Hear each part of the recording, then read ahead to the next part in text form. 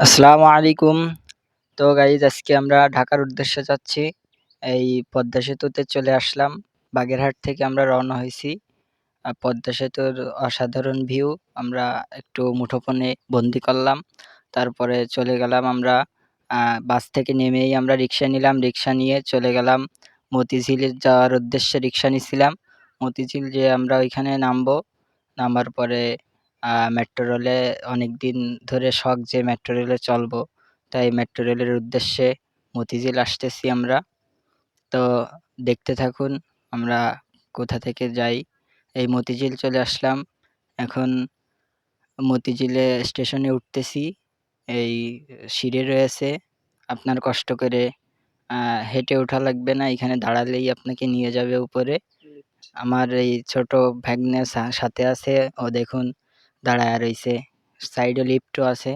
এখন আমরা টিকিট কাটার জন্য সিরিয়ালে দাঁড়াইছি।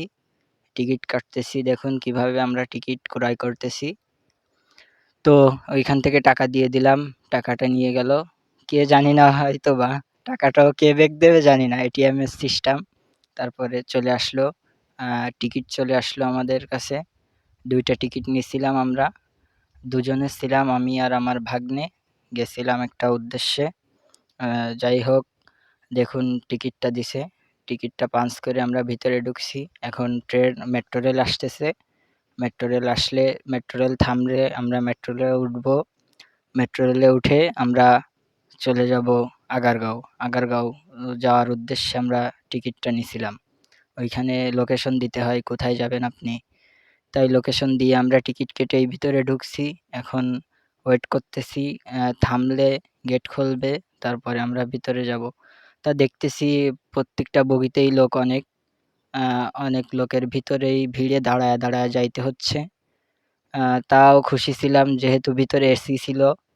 তা বাইরের দৃশ্যগুলো দেখতেছিলাম অনেক সুন্দর। মেট্রো রেল তার মাটিতে চলতেছে না, উপর থেকে চলতেছে। অনেক সুন্দর লাগতেছিল। তো আমাদের যাত্রা এখানেই শেষ হলো। আগারগাঁও চলে আসছি আমরা। আগারগাঁও থেকে আমরা একটা অনুষ্ঠানের জন্য যাইতেছিলাম।